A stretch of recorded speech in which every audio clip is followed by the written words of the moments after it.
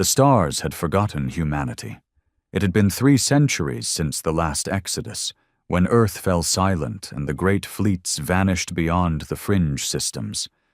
They called it extinction, a mercy in the eyes of the galactic elite. The federated core worlds, smug in their unity, marked the date as Liberation Day, free at last from the unpredictable savagery of humans. Their mistake wasn't thinking we were gone. It was forgetting why they feared us in the first place.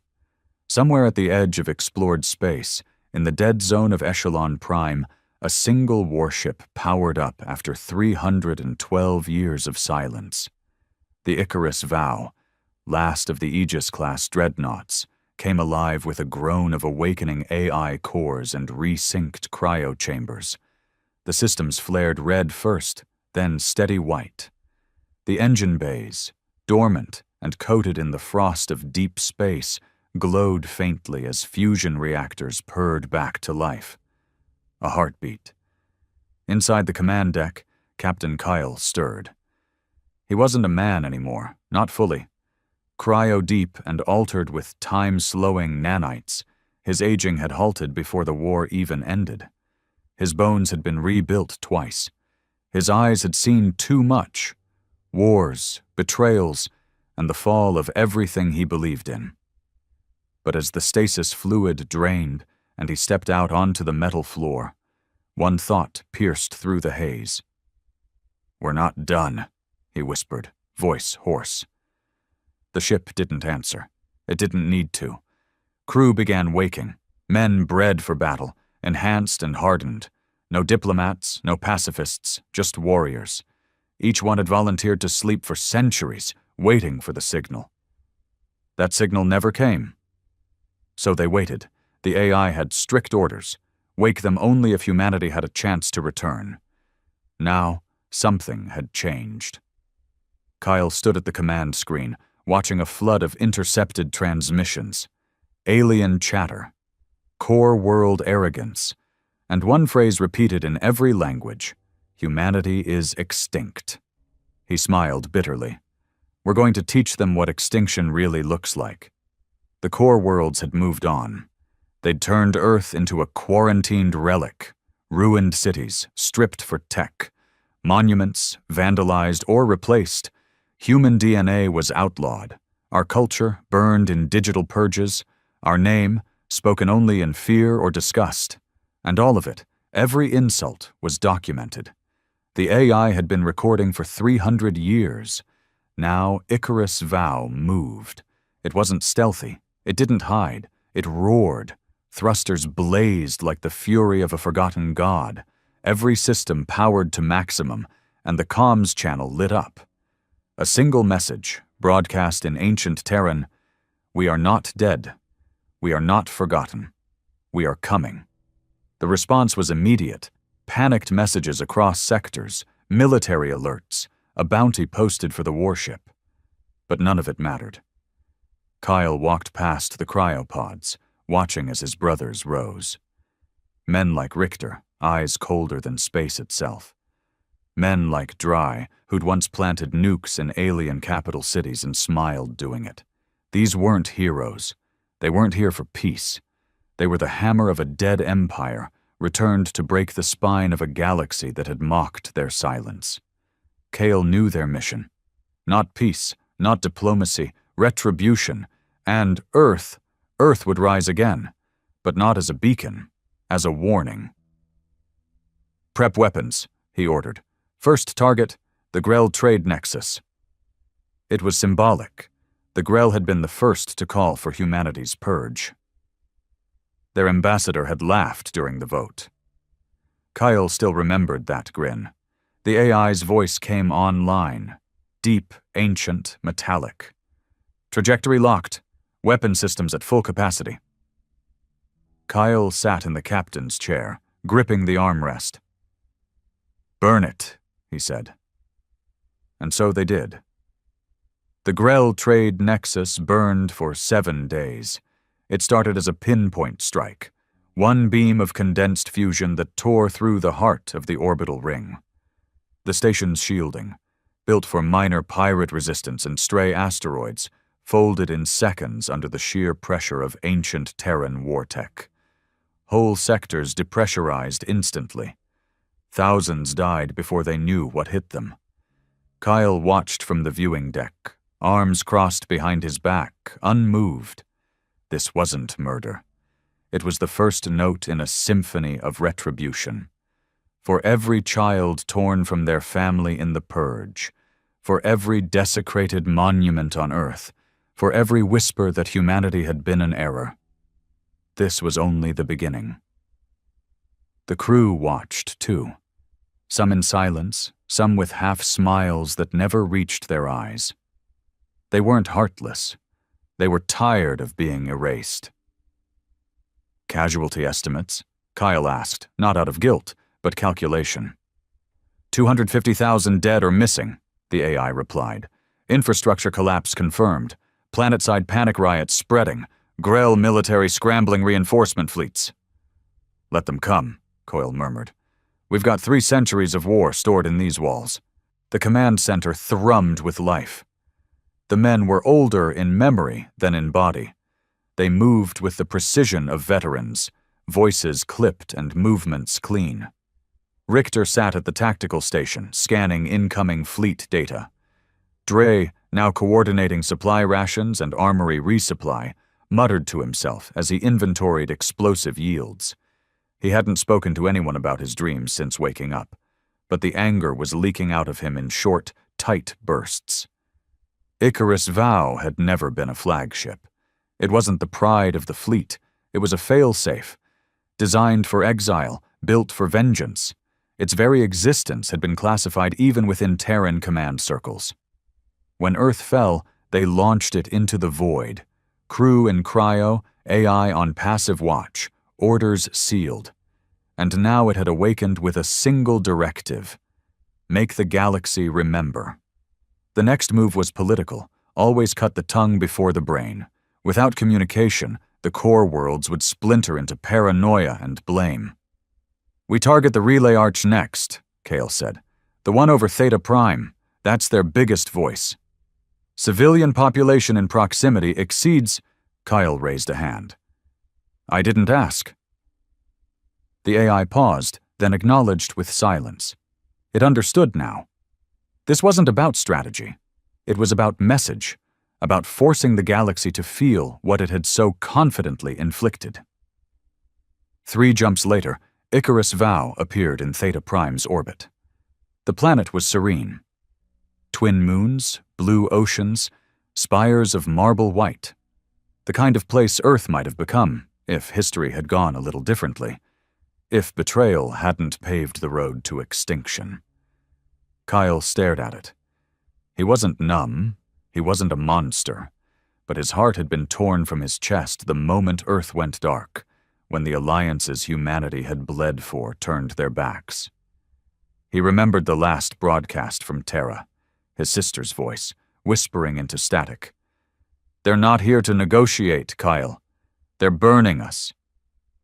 She'd died screaming. Kyle blinked the memory away and turned to Richter. Prep the pulse cannon. Center mass. Richter didn't hesitate. Powering now. Send them a warning first, Kale added, his voice like gravel. Let them know it's us. On every screen, every station, every neural link feed on Theta Prime, a single image flashed, the sigil of the Terran Imperium. Dead 3 centuries, now roaring back to life in blood-red flame. Beneath it, the words, "You erased us. Now we erase you." The Arch never fired a shot. Its shields activated, its sentries deployed, but nothing could stop what was coming. The pulse cannon fired in a wave that tore through the construct like paper. The sky turned black. The spire shattered into flaming rain. The sea boiled under falling debris. The AI reported 10 million signal disruptions. The planetary net offline. Their voice silenced. And still, Kale felt nothing but cold satisfaction. Good, he said. Dry leaned against the doorway, arms folded. Feels too easy. It's not meant to be hard, Cale replied. Not yet. They all knew it wouldn't stay easy. The Corps wasn't going to take this lying down. The Grell death toll alone had shocked them. But it wasn't just the destruction. It was who did it. The ghost of humanity. A relic they thought erased. A memory now made flesh again, flying a warship thought buried. And now, they'd made contact. Kyle knew a fleet was coming. Knew it before the AI even confirmed the jump readings. Ships were assembling in the Vallon system. Thousands of them. Mixed-race armadas, battle-hardened and well-equipped. Old enemies, now united in terror at the return of a single Terran vessel. They'll come with numbers, Richter said, staring at the display. Hundreds to one. We'll make it cost them more than they're willing to pay, Cale answered. Every one of our deaths buys another fear, another hesitation. That's how we win. But can we? Dry asked. Really win? Kyle turned toward him. We already did. We came back. They weren't naive. They didn't believe in survival fantasies. Icarus Vow wasn't here to rebuild humanity. It was here to remind the galaxy of a simple truth, that for every atrocity committed, there is a reckoning, that even ashes can burn again. The War Council assembled that night. No long speeches, no strategy debates, just the raw, open planning of men who'd been bred to break planets. We let them come, Kyle said. We pick our field, Alcran Rift. It's narrow, volatile, hard to navigate. Gives us the edge. We turn the battlefield into a tomb, Richter added. Mine the flanks, seed automated drone pods, cloak kinetic spears in the gravitational eddies. Dry grinned for the first time. Set the wrecks on fire. Let the survivors limp home with stories. That was the goal. Not just death, fear, myth. The AI stitched the plan together. They will arrive in less than 94 hours. Then let's make it count, Kyle said. The men nodded. Later that night, Kyle stood alone in his quarters. A rusted dog tag hung from a steel chain around his neck. His sister's, the one he'd taken before boarding cryo. He still remembered her smile. The way she'd kept faith in humanity, right to the end. She wouldn't have approved of what he was doing. But she hadn't watched their people burned alive, begging for help that never came. She hadn't seen the footage of alien delegates laughing as Earth's surface became molten ash. She hadn't read the textbooks that now described humans as a tragic anomaly. He had, and he would carry that memory to his last breath. He whispered to her, just once, "I'm doing this for us." And the warship drifted silently through the dark, a ghost wrapped in fire, heading into the jaws of a galaxy that had dared to forget the fury of man. The Alcran Rift had no allegiance. It was a stretch of space the core worlds had deemed too unstable to patrol, too deadly to colonize. A graveyard of failed mining ops and shattered convoys, riddled with gravitational anomalies and debris storms that shredded even modern shielding. It was chaos made flesh, a perfect battlefield for the last soldiers of Earth. Kyle stood over the holographic projection of the rift, studying it like a surgeon eyeing the first cut. Red lines marked the predicted entry paths of the incoming fleet. Blue arcs represented the kinetic sling traps they'd placed, simple projectiles, accelerated by gravity fields to hypersonic speeds. No heat signatures, no emissions, just death. Dre finished sealing the last of the drone pods into the asteroid field, his voice crackling through the comms. 300 automated spears in place. If they so much as sneeze the wrong way, they'll start bleeding. Reinforce Sector 9, Cale said. It's the likeliest choke point, and bury some charges under the wreck clusters. If they retreat, make sure they regret it. The crew didn't speak much. They were past the need for motivation. This wasn't a battle of ideals. It was vengeance, the kind that calcified into purpose over centuries of betrayal and silence. Richter was busy programming decoys, old hulls, stripped clean and rigged with flares to simulate active power signatures. The idea was simple. Make the enemy shoot shadows and waste their fury before they even got close. Kyle had one final order. Broadcast the message, uncoded. Let them hear it. The AI obeyed. Across dozens of enemy ships, the message blared in raw Terran dialect. This is Captain Kale of the Terran warship Icarus Vow. You who called us extinct. You who spat on our graves. Come, try and finish the job. The silence that followed was the kind born from disbelief. Then, the fleets began to move. First came the Varn, insectoid and cruel, their gunships fast but fragile. Then the Dolaris cruisers, heavy, slow, bristling with weapons. And finally, the core vanguard, a union of former enemies now allied in mutual fear. Human hatred had turned them brothers. Kyle leaned forward, eyes locked on the screen. Let's make them orphans. The first wave hit like a tidal surge. 20 Varn vessels dove into the rift, scanning aggressively, engines screaming. They ignored the wreckage. Mistake. At Richter's signal, the hidden drone pods activated. Laser pulses flickered, marking targets. Moments later, the kinetic spears flew. Silent, invisible, unstoppable. The lead ship cracked in half.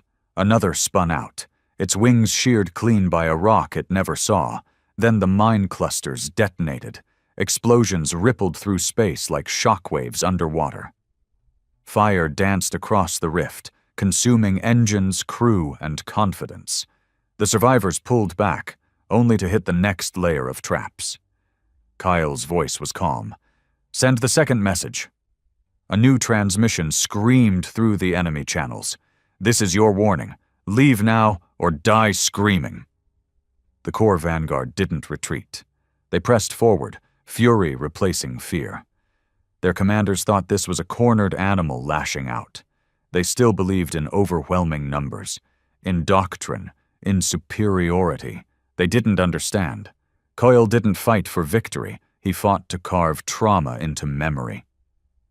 As the enemy closed, Icarus Vow moved. Its engines blazed, cutting an arc through the rift's dead space. The ship danced between debris and gravity wells, maneuvering like something alive. Terran warships were never elegant, but this one moved with precision born of desperation and blood-soaked experience. The main cannon fired once, just once, and a Dolaris cruiser ruptured. It didn't explode. It opened, like a fruit peeled from the inside. Hundreds died without even knowing what killed them. On the bridge, Kyle clenched his fist.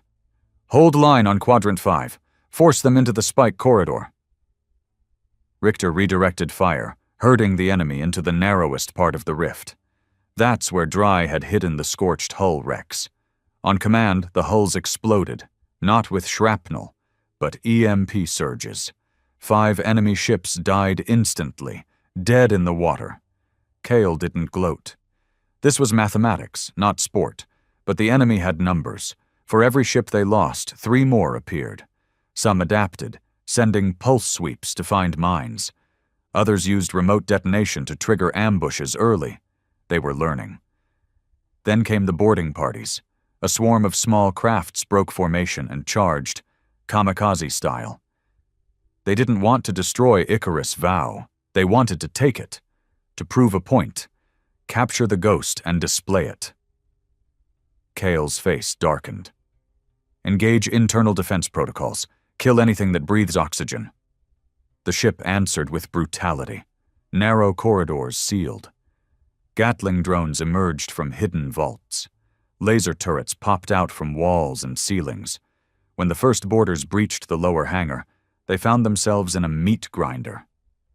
One made it to the hallway. Kyle met him there. The alien, tall, armored, snarling, raised a plasma blade. Kyle raised a slug rifle, fired twice.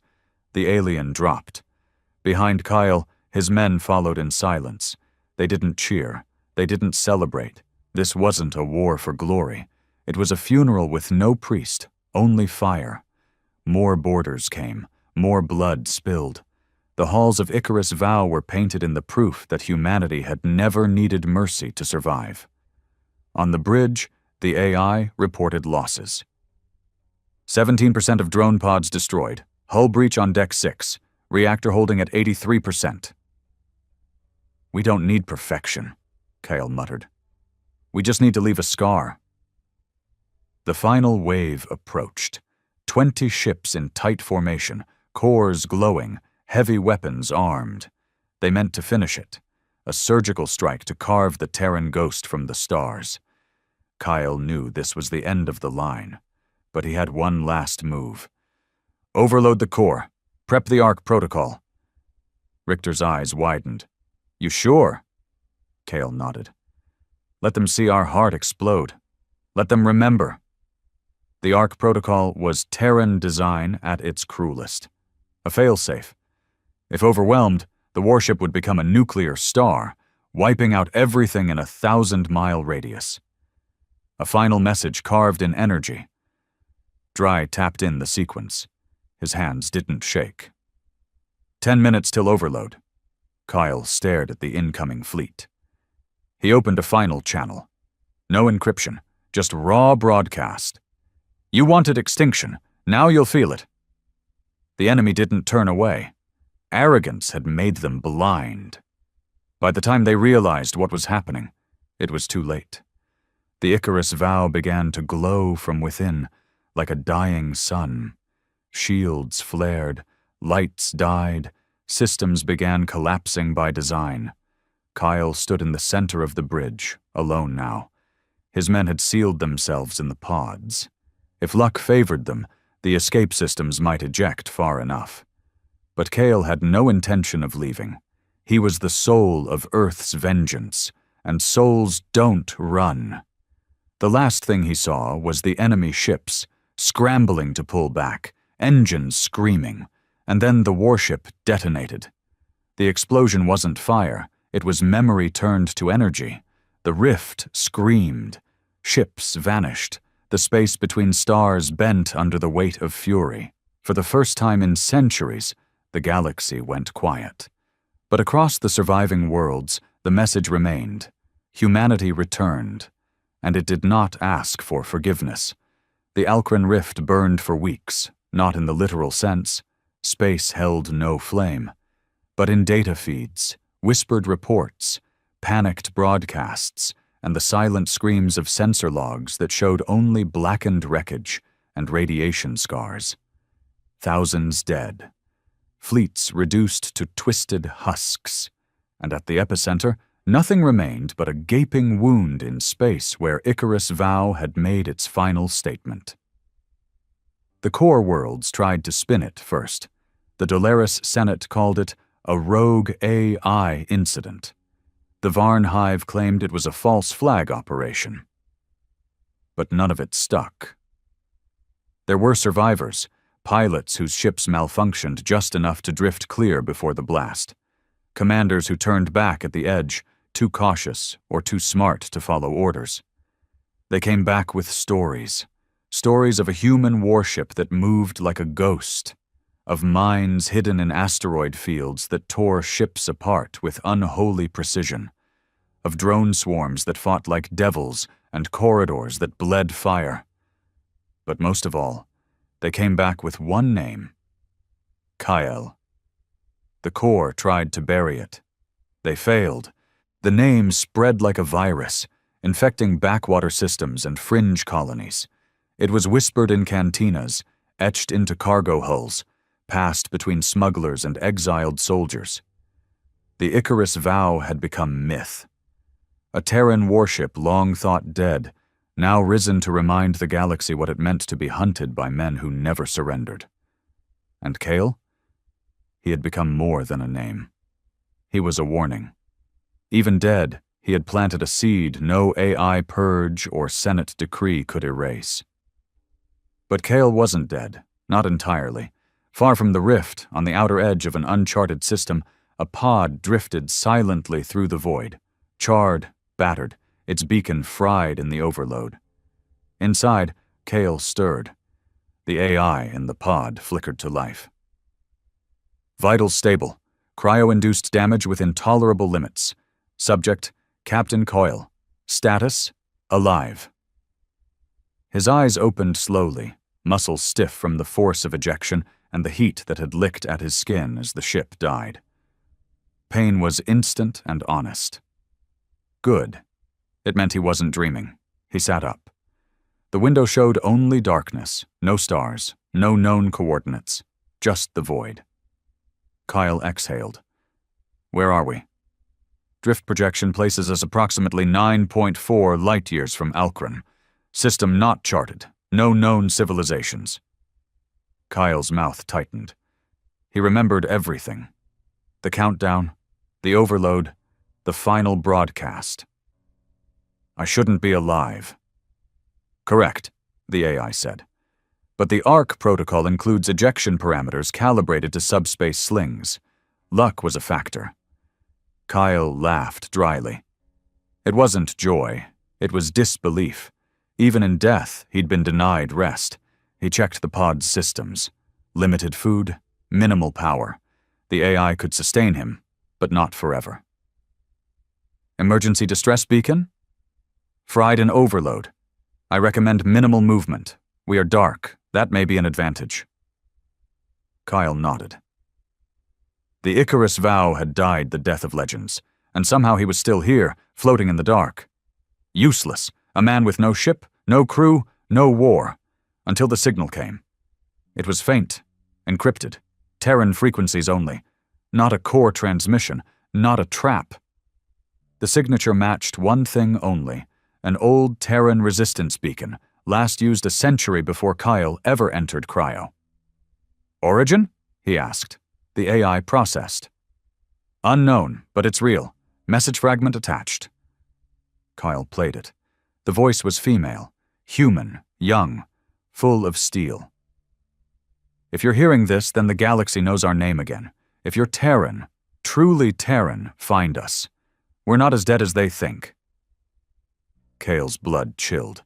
Not a distress call, a rallying cry.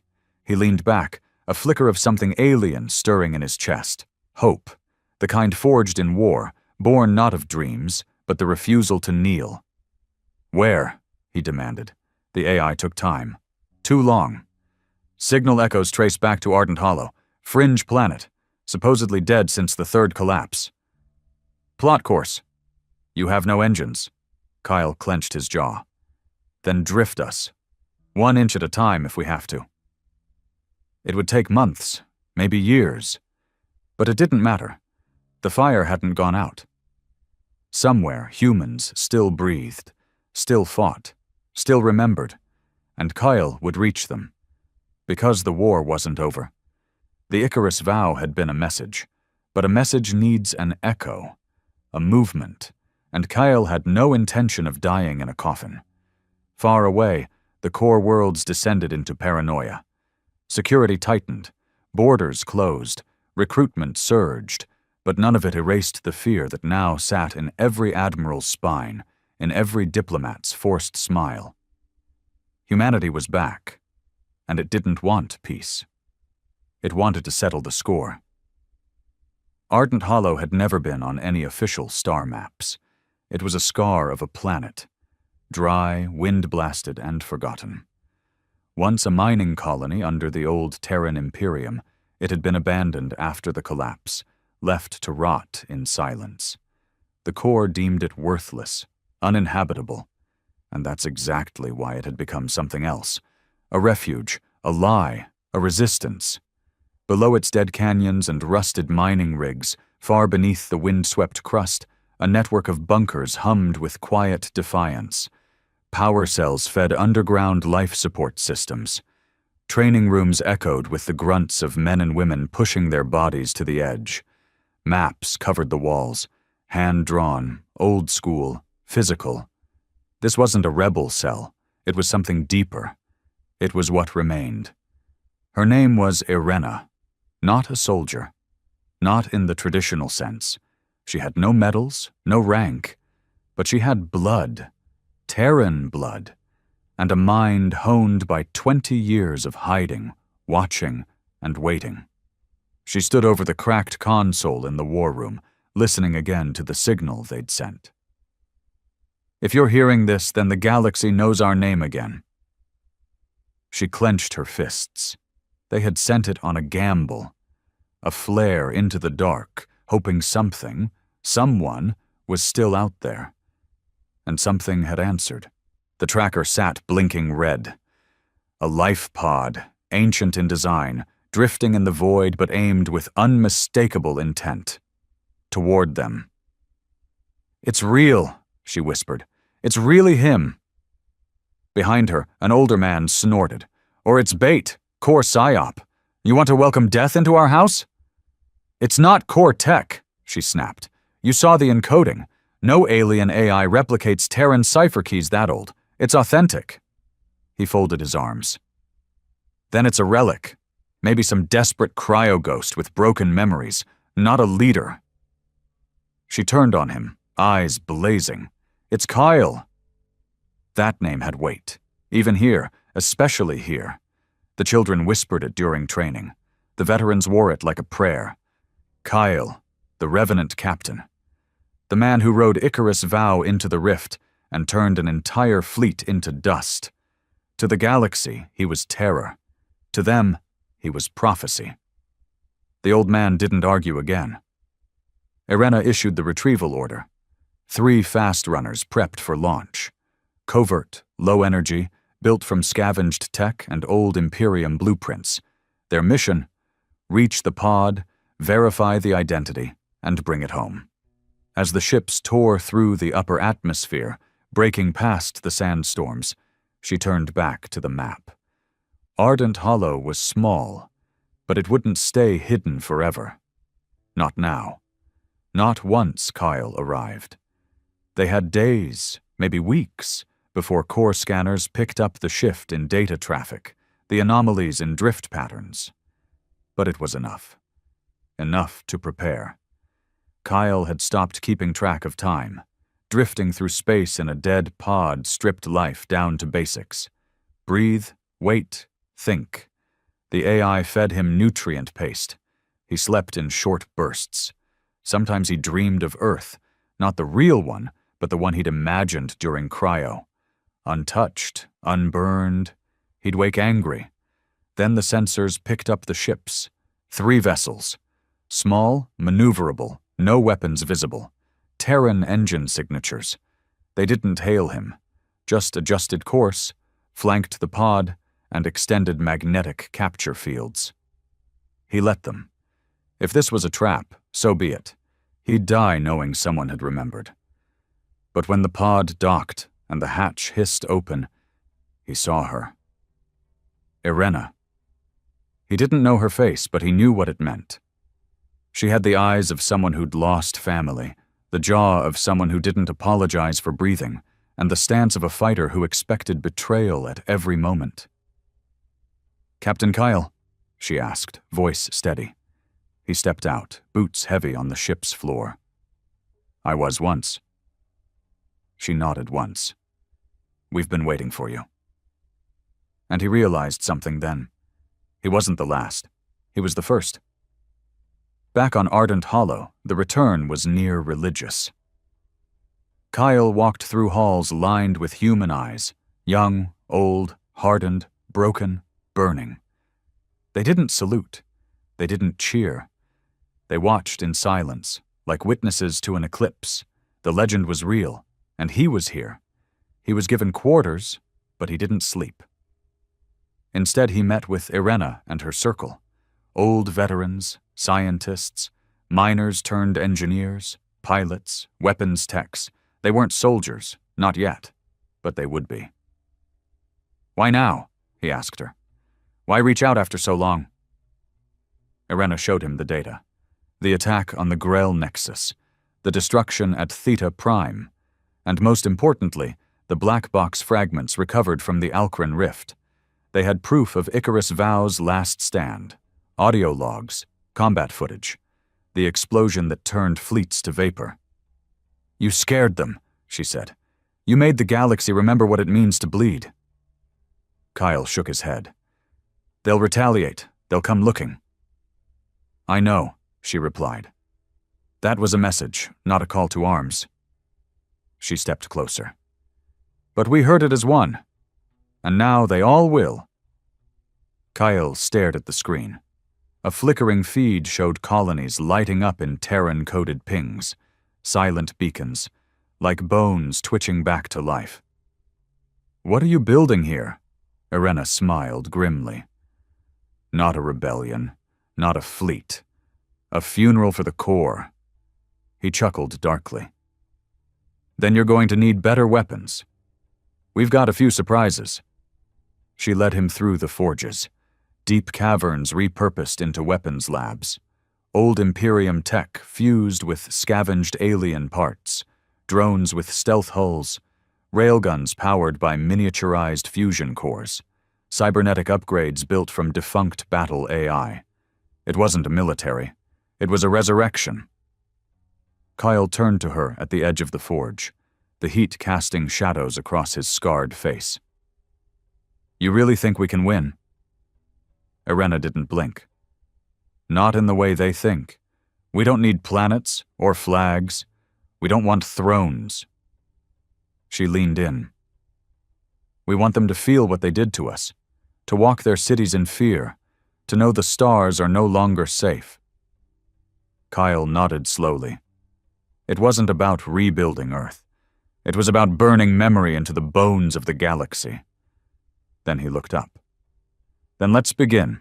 And deep in the heart of Ardent Hollow, the last soldier of the old world became the first commander of the new one. The fire was lit. Training began before dawn. There were no sunrises on Ardent Hollow, just the constant whine of dust storms across the dead surface and the glow of power cores in the underground tunnels. But Kale woke early anyway. He didn't need light to remember what discipline looked like. The first group of recruits was raw. Farmers, salvagers, refugees. A few were the children of soldiers, orphans raised on old stories of Earth and the fall. They stood in line, weapons in hand, trembling with a mix of hope and fear. Kyle paced in front of them, scarred hands behind his back, voice cold. "You're not soldiers yet." They didn't answer.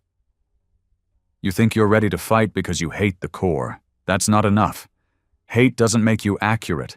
Hate doesn't make you fast. Hate gets you killed." Still, no one spoke. No one broke formation. Good, he thought. They're scared, but they're listening. "You want to wear that Terran crest?" he growled. "You want to carry the name we bled for? Then you earn it."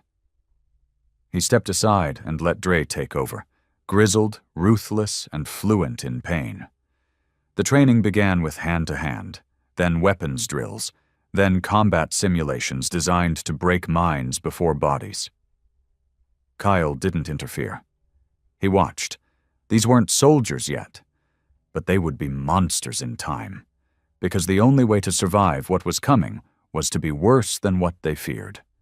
Elsewhere in the galaxy, fear was spreading like a virus. In the inner rings of the Dolaris Empire, public broadcasts began censoring mention of Kale and Icarus Vow. Government channels downplayed the Alcran rift. Some officials even denied the explosion happened at all, but black market networks told a different story. Raw footage leaked. Burned ships drifting in dead space, comm chatter filled with screaming, and the last image from a fleeing cruiser's cam. A Terran warship glowing like a demon before detonation. People believed.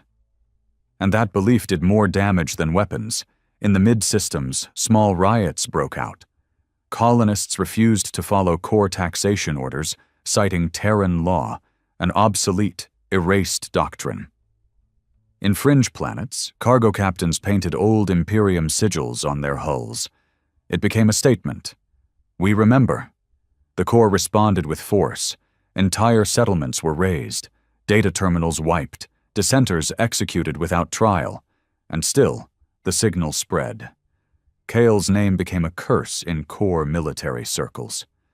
Pulling a Kale meant going rogue. Icarusing referred to suicidal last stands. The fact that he had survived the explosion was known only to a few, but even that uncertainty fed the myth, because nothing terrified the galaxy more than a dead man who refused to stay buried. Back on Ardent Hollow, Kale met with Irena and the Inner Circle. "We're not ready," one of the engineers said, wiping sweat from his forehead. "We've tripled drone production and accelerated forge cycles, but if they hit us now—" "They won't," Kyle interrupted. Irena raised an eyebrow. "How can you be so sure?" Kyle tapped the screen showing core fleet movement. "They're paralyzed. Too many signals. Too many ghost sightings. They don't know if I'm alone, if there's another Icarus, if Earth's somehow rebuilding. They're hunting shadows." "But that won't last forever," she said. "Which is why we need something bigger." She leaned forward. "What do you have in mind?" Kyle pulled up an old data packet, encrypted, heavily aged. "Before the fall, we had a failsafe, not just the Vow. There were others, ghost fleets, hidden projects scattered across the black." Irena's eyes narrowed. "I've heard rumors. Deep space vaults, black site weapons." Kyle nodded. "We locate one. We raid it, and we show them the old war isn't over. It was risky. Most of the sites were probably wiped during the purge. But if even one remained—" "Where's the closest possible cache?" she asked. Kale pointed to the map. "Cinder Halo, a derelict asteroid belt, abandoned by miners a century ago due to magnetic instability and frequent plasma storms, officially marked as uninhabitable." "Unofficially?" It had been a Terran testing ground. Irena nodded. "You take a team. In and out." Kyle didn't argue. He wanted to see it for himself. The transport ship slipped out of Ardent Hollow's gravity well with minimal noise. No transponders, no heat spikes, just old stealth protocols and quiet determination. Kyle flew with 5 others, Dry included, along with a weapons tech named Rika who'd once served as a saboteur in the outer colonies. The rest were ghosts in their own way, men and women without families, homes, or a future outside this war. The journey to Cinder Halo took 4 days. On approach, the asteroid belt loomed like jagged teeth, massive, irregular, spinning slowly under the faint pull of a dead star's gravity.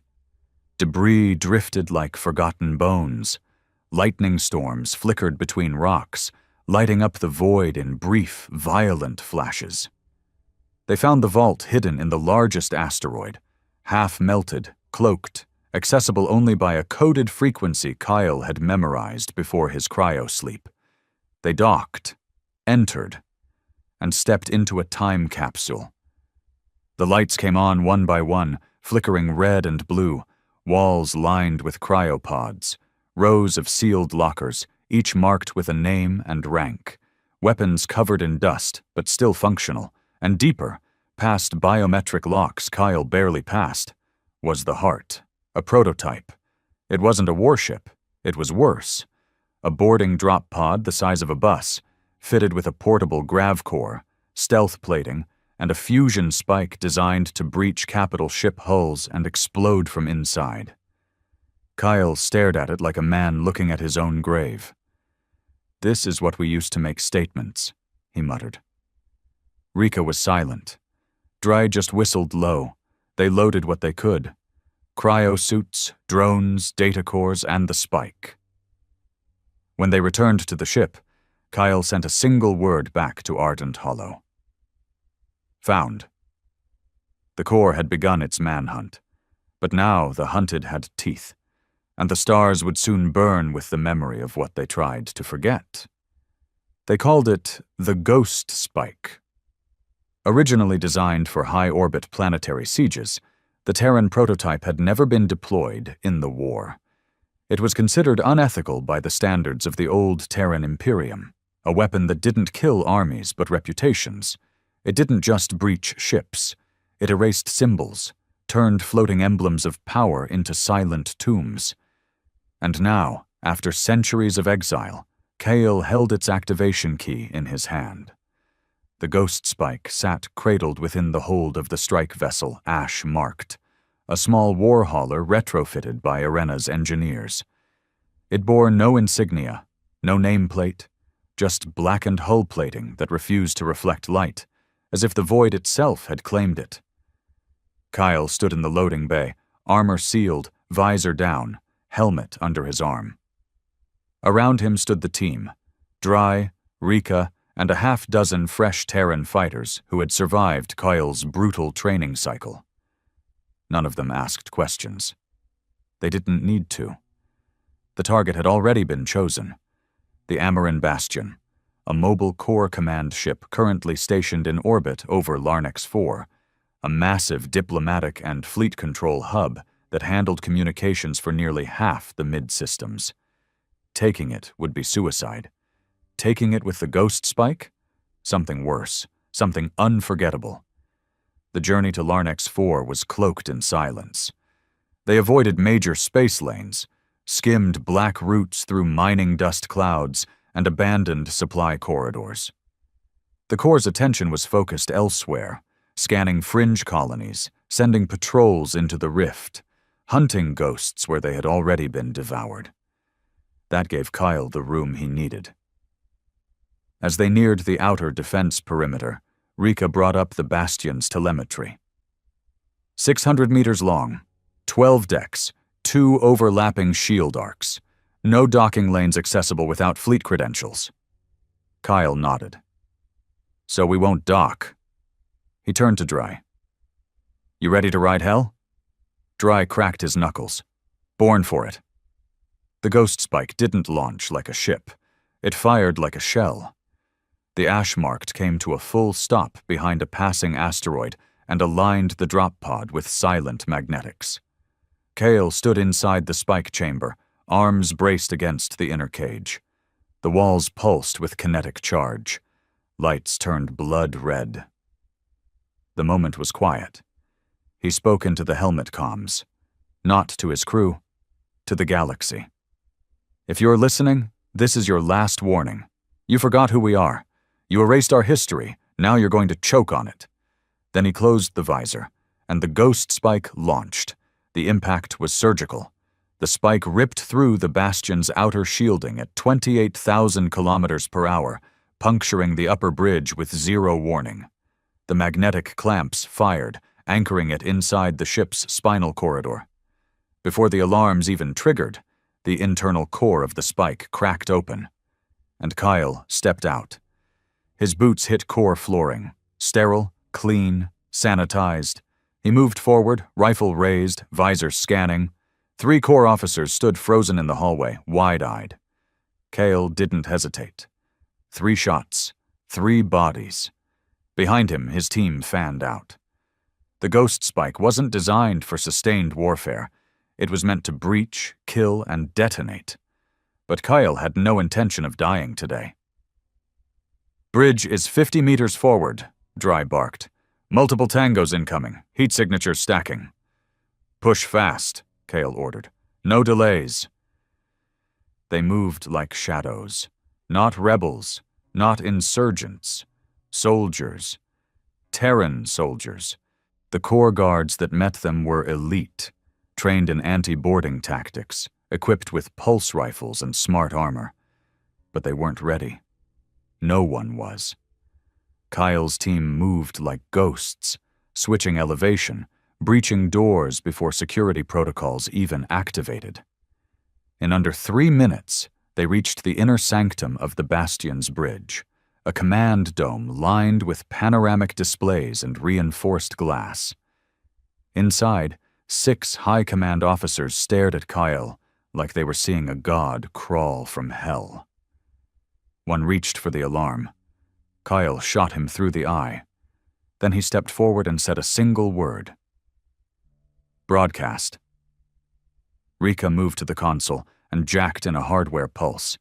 The ship's internal security froze. Comms opened. Kyle's voice filled every screen across Larnex IV, then every Corps station within range. This is Kale of Earth. You told the galaxy we were extinct. You called us monsters, but you forgot the truth." He pulled the Ghost Spike's final trigger, not the launcher, but the core fuse. Behind the team, the Spike's charge began to glow. It wouldn't destroy the Bastion. It would hollow it, a reverse grav-core collapse that would liquefy metal and shatter AI memory nodes. Not death. Disgrace.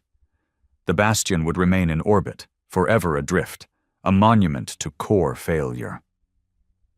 Kyle looked into the nearest camera and finished the message. This is just the beginning. Then they vanished into the blast. The strike team re-entered Ash marked via emergency beacons relayed seconds before detonation. The explosion did not boom. It folded. Space warped in a pulse of white-hot collapse. The Bastion didn't explode outward. It caved inward. Decks curled like paper. Shield arcs flickered and died. Larnex 4 went silent. The core scrambled. Emergency comms lit up every channel. Battle fleets launched. High Command AI protocols initiated full lockdown procedures. But the damage was done. Millions had witnessed it. Kyle wasn't just alive. He was everywhere. Back on Ardent Hollow, the footage arrived minutes after the blast. Irena watched it in silence. Around her, commanders murmured. Recruits cheered. A few cried. She did none of that. She just stared at the replay of Kyle walking calmly through the Bastion's bridge, his rifle slung like a relic, his eyes burning with something the core had tried to erase from the universe. Conviction. When the footage ended, she turned to her tech team. Push it to every pirate relay, every smuggler dock, every buried relay. But the core will let them. She stepped closer. They wanted to kill a symbol. Now they have a movement.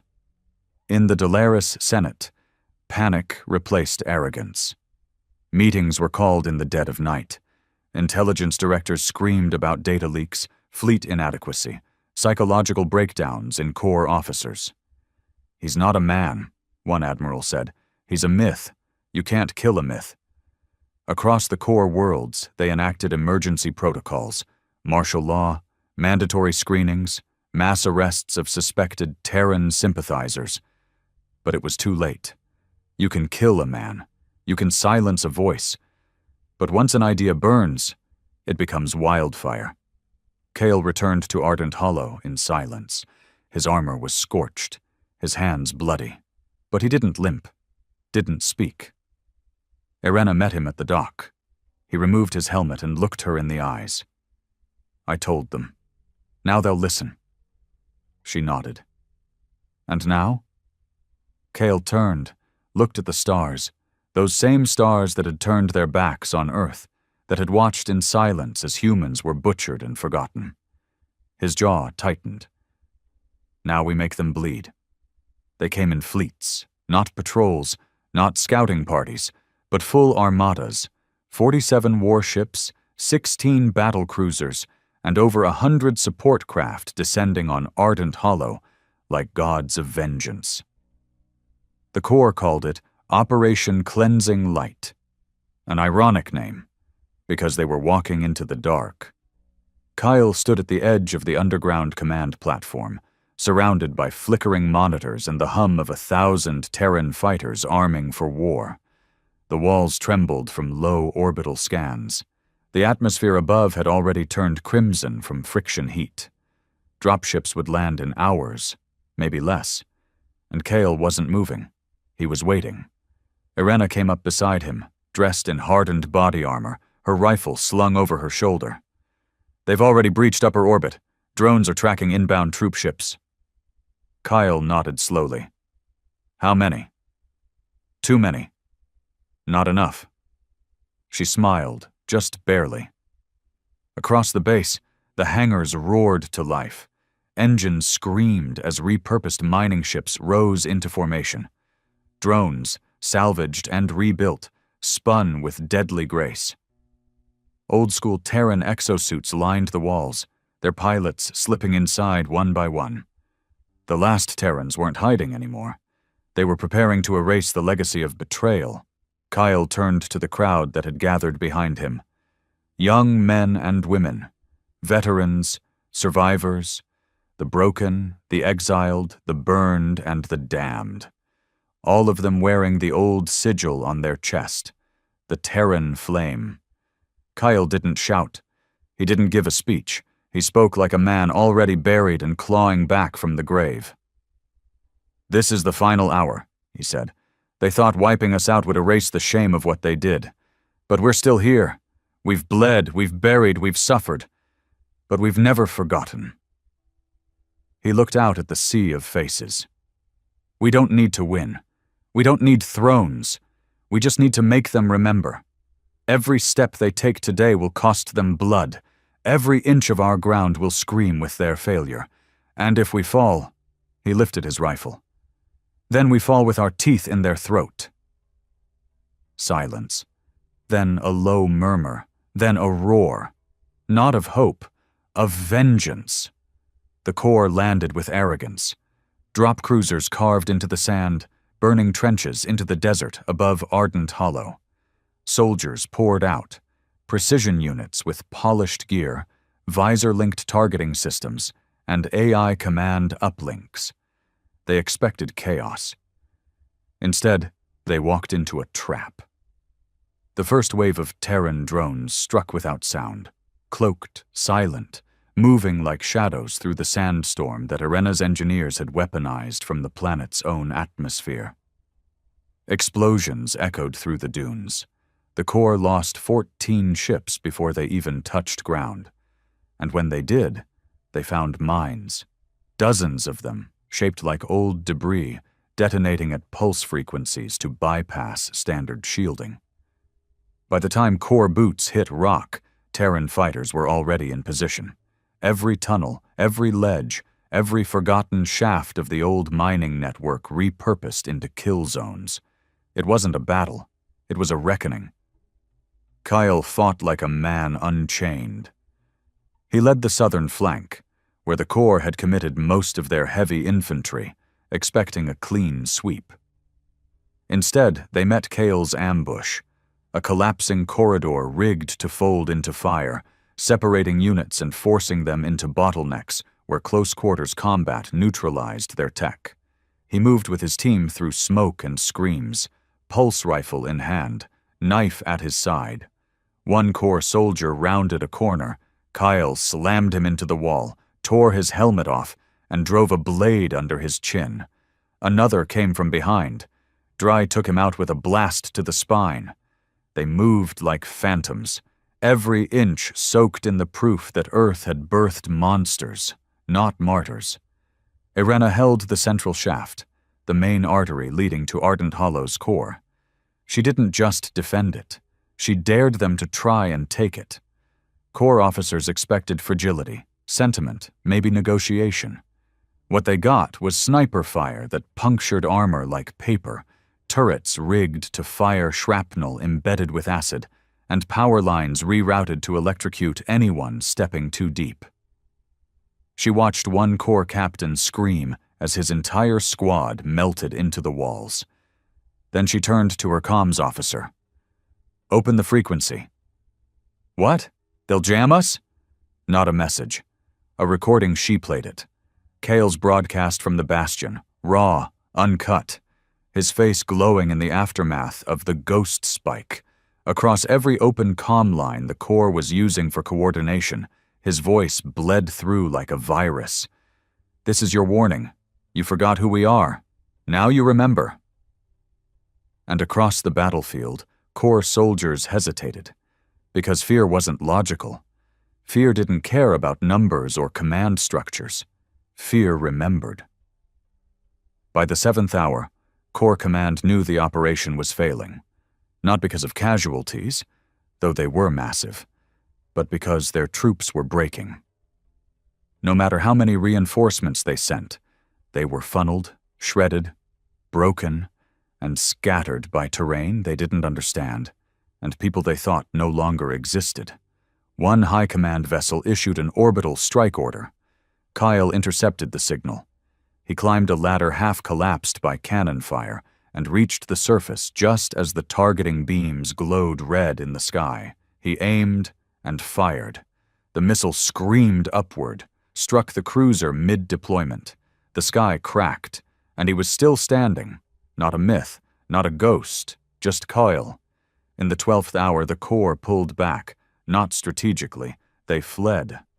What had begun as Operation Cleansing Light became the Hollow Massacre in leaked Corps documents. Over 60% of the invasion force destroyed, dozens of captured officers. And worse? Broadcast footage of Terran fighters standing over Corps corpses, holding the flame of Earth high. The footage was everywhere in hours. Every broadcast relay, every pirate station, every slave market, every black site, every mining moon too small to care about the law. It didn't matter that Ardent Hollow was just one hole in the desert, because now it was a flag, a signal fire. And it had been lit with Corps blood. Kyle didn't celebrate. He sat alone in the central chamber, his rifle across his knees, his body sore, his arm wrapped in gauze. The base smelled of smoke and metal. Victory had weight, and it pressed on him like guilt. Irena sat beside him, blood on her cheek. "We won," she said. He looked at her, eyes hollow. "We made them remember. That's not the same thing." She was quiet for a while. Then, "They'll send more."